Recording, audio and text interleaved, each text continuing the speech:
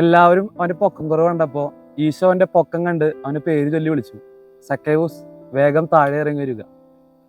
എല്ലാവരും അവളെ പാപിനിയെന്ന് മുദ്രകുത്തി എറിയാൻ കല്ലെടുത്തപ്പോൾ നിലത്ത് എഴുതിക്കൊണ്ടിരുന്ന ഈശോ അവരോട് പറഞ്ഞു, നിങ്ങൾ ഈ പാപമില്ലാത്തവര് അവളെ കല്ലെറിയട്ടെ.